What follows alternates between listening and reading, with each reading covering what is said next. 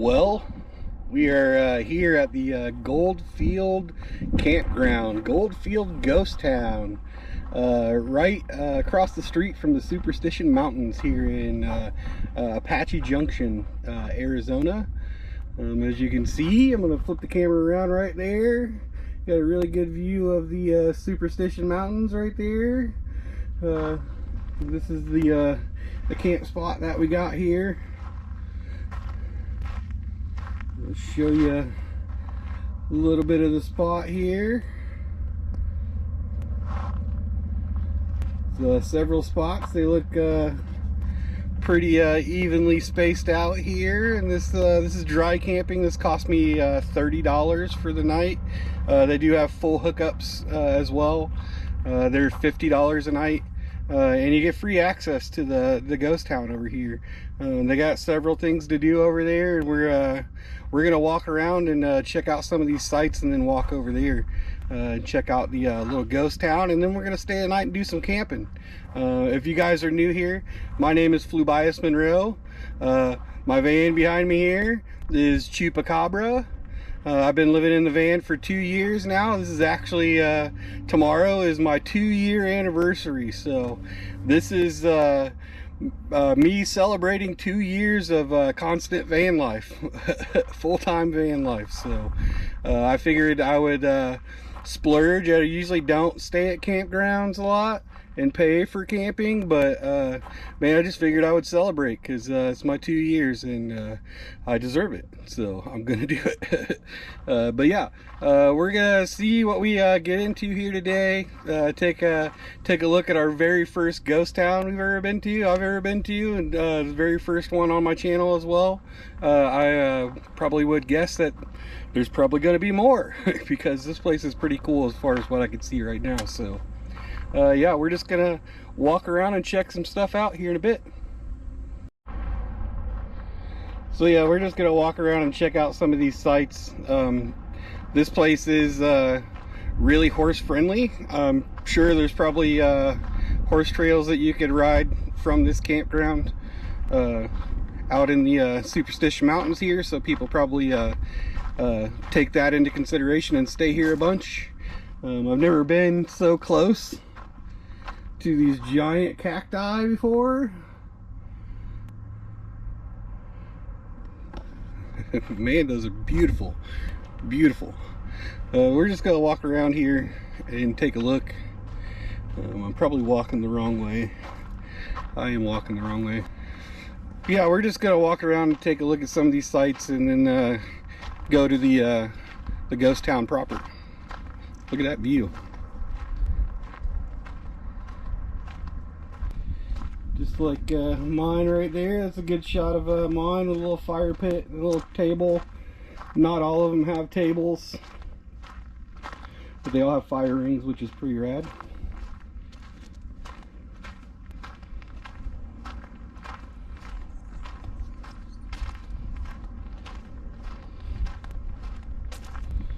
There's another site right there.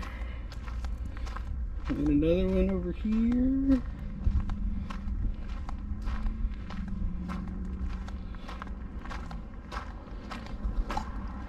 Another one over here. Honestly, it's a pretty nice campground. They have showers, bathrooms. So you might check that out here in a bit. We're gonna go ahead and keep walking to the ghost town. So it looks like these guys have a train that you can ride on. That's probably gonna happen, as long as it's not like real expensive or something. But there it is.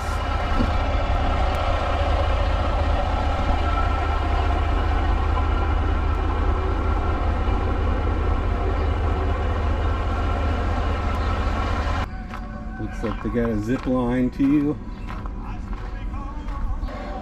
I'm afraid of heights and I won't be doing that. It's kind of funny, but it's true. We're gonna go over here to the town and start looking around over there.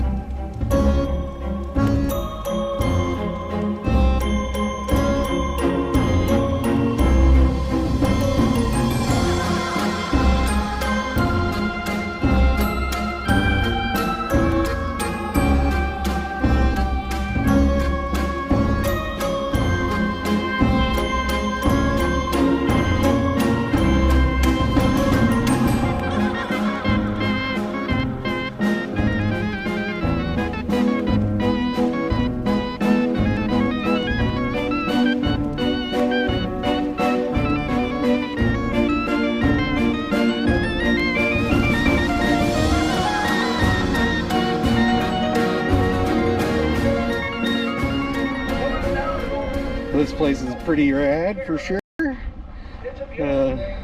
I'm sure I'm not done exploring, but the guy talking on the speaker here says the train is about to leave here in about 10 minutes, so I'm gonna get a ticket for the train and ride the train around, see what that's like.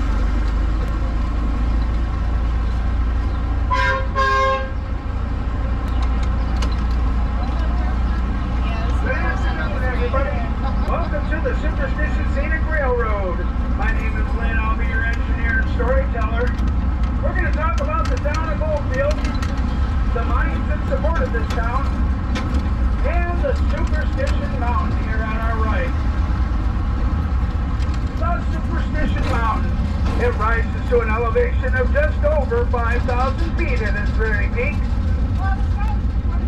It's gone by several names over the years, like Old Crooked Top, Cold Mountain, Thunder Mountain.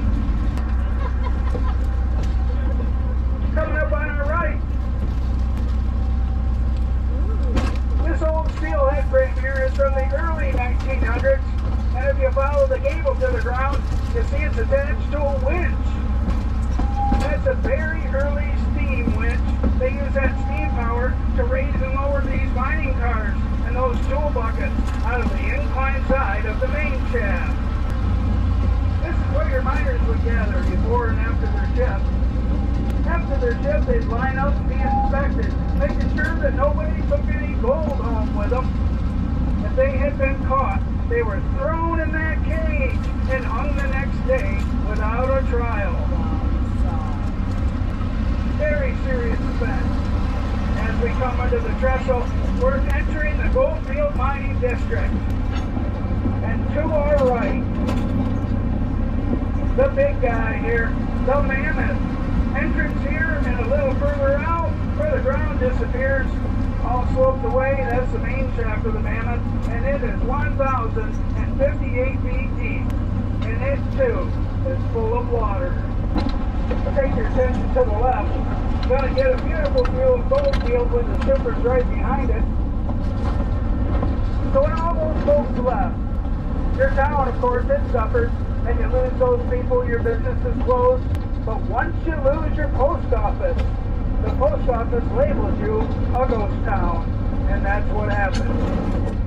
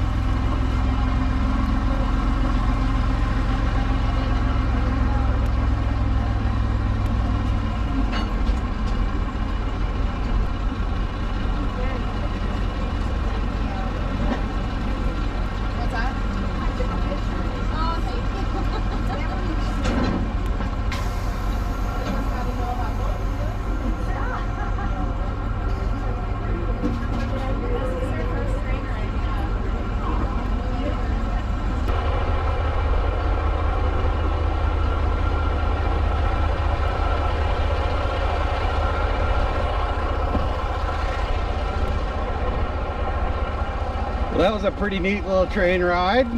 Pretty neat little ghost town here. First time in a ghost town is not going too bad, really.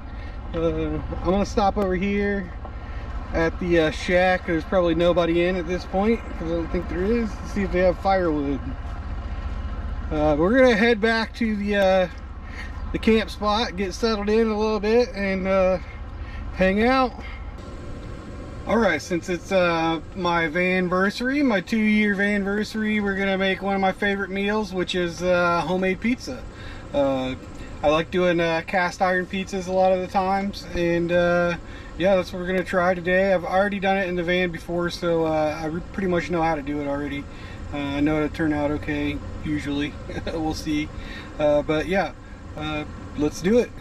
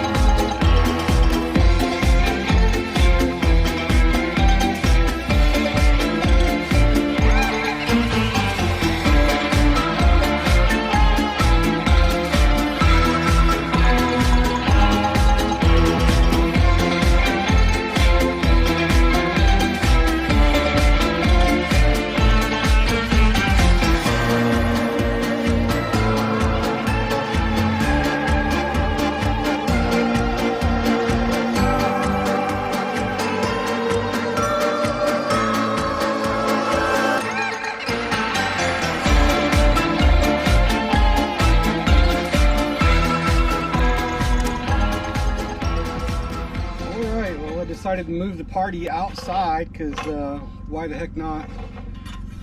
Let's give this pizza a shot here.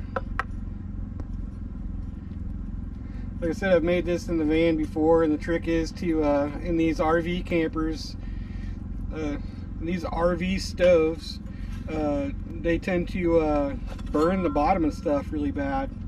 So you got to pre-bake the pizza dough a little bit first, and then you won't burn the bottom. As you can see, the bottom is nice and toasty brown.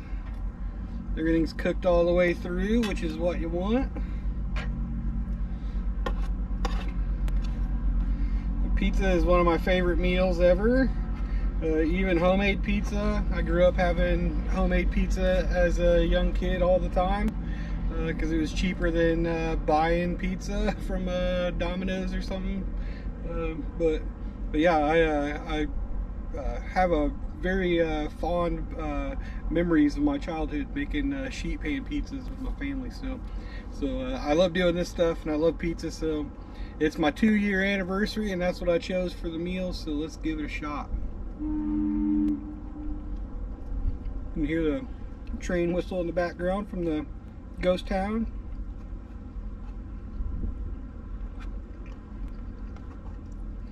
It's perfectly done. Look at the bottom of that.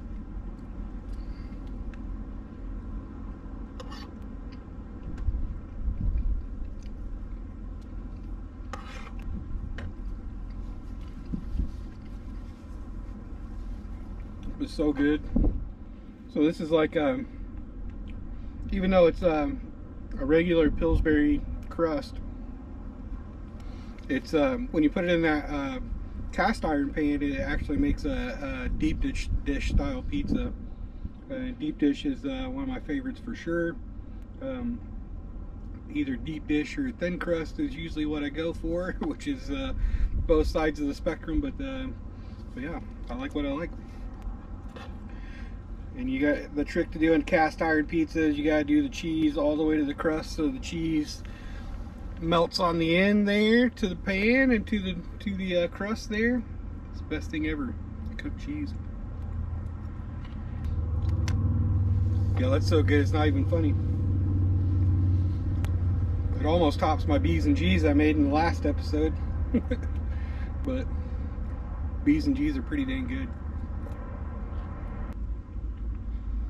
If I could quit shoving pizza in my face, maybe I could talk to the camera a little bit. But it's really good. So yeah, today is my 2-year anniversary living in Chupacabra full time.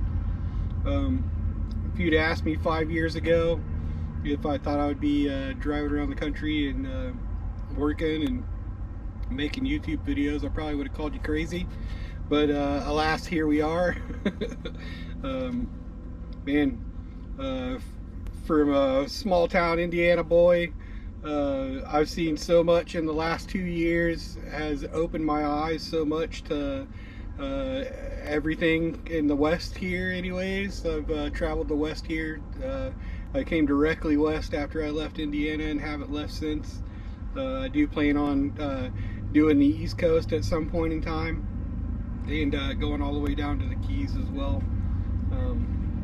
Not sure when that's going to come to fruition, but hopefully soon. Maybe this coming winter. Maybe this coming winter I'll try to get a seasonal job down there and in Florida and see what we can get into in Florida there. There's a heck of a lot of fishing down there that I want to do. The best beaches I've ever seen in my life have been there on the Gulf.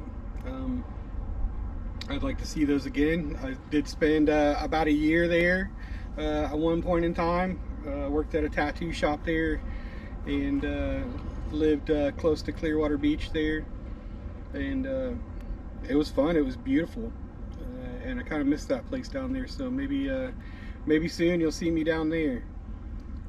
As far as my life the last 2 years, as far as you know, expenses and success and things like that, I mean, I've had pretty good success finding jobs throughout the groups there on Facebook and stuff. I found every job I've had so far on there. I did download an app called Quick with a W for gig work, basically, and I actually haven't used that yet. But I do have that downloaded and done for me to use. But as far as success goes, man, you know, there's been some times that I've squeaked by money wise, but you know, there's so many jobs out there for people that travel that you should have no problem finding a job that's that gives you a free full hookup camp spot and all hours paid. You just gotta look at all the pages and hold out for the right one. But I mean, as far as my first 2 years of van life, I would call it the train again. I would call it I would call my 2 years of van life so far a complete success. You know, like I said, there are struggles and issues that come along with this lifestyle, but man, you just got to work through those. If you're not good with change, and you're not good with taking a job on a whim, talking to somebody for 10 minutes on the phone about it, and then driving 1,000 to 1,500 miles to get to that job, then this lifestyle is probably not for you. But if you're willing to take a chance, and you're willing to step outside your comfort zone, success is just around the corner from that. You know, one thing I always think, you know, I got to remind myself that on the other side of fear is everything that you want. So, you know, that means just because you're afraid doesn't mean that you're not gonna, you know, be successful in doing what you're doing. You just got to push yourself a little harder and step outside your comfort zone and take chances, on things. What is life without taking any chances? I mean, you take chances every day. You just, you're just not, people just don't visualize that as big of a chance as like selling everything you own and taking off in a van and traveling full time by yourself. But it's been the best thing that's ever happened to me. Chupacabra saved my life. I keep saying that in videos, but that's the damn truth of the matter. I was so depressed where I was at and so unhappy with the life I had, and everybody, all my friends grew up and had kids and did that sort of thing, had a life and stuff, with people around and things like that, and I didn't have that. I grew up and I don't have any children, and I got married for a little bit, and that didn't seem to work out, which is fine. Sometimes those things just don't work out, but yeah, I just didn't I didn't have anything there. I didn't have anything worth keeping me in Indiana. It's such a drab state anyways. There's really nothing to do there, and that was the bane of my existence in the winter months. I got cabin fever really bad, and I got the wintertime blues really bad every year, and I just hated being stuck in my house all the time. I'm not a person that wants to sit in the house all the time. I'd rather be out in nature. So therein lies the choice of buying Chupacabra there and taking the hell off and seeing what the world actually has to offer. As far as opportunity in Indiana too, there was not very much opportunity, even for me, like working in tattoo shops and things like that. There's just the business there for that sort of thing just isn't enough to make a person well off.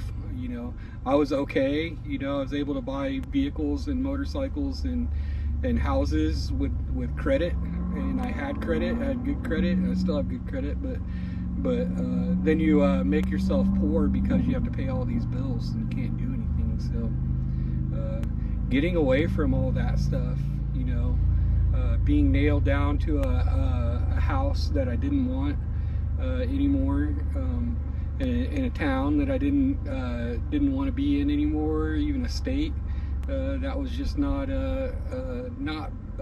for me at all. So yeah, Chupacabra saved my life. That van took me away from all that crap and brought me a new life, a better life, a fresh start, and more opportunity than I ever had in small town Indiana. The places I go and the things I do inspire me to want to share with you guys, because man, I don't always come to ghost towns with campgrounds, but man, the view behind me of that mountain right there, that is probably one of the most beautiful mountain ranges I've ever seen with my own two eyes, and I've seen a lot of mountain ranges now. So I mean, it doesn't matter if you're paying to camp in beautiful spots or if you're just using public lands. It is 100% worth it for me to be out here to see these things and experience these things. So I'm really grateful that I did have that house to sell, even though it was like pretty much the bane of my existence for over 10 years, because it allowed me to buy Chupacabra and outfit it with some solar and some things I needed and take the hell off.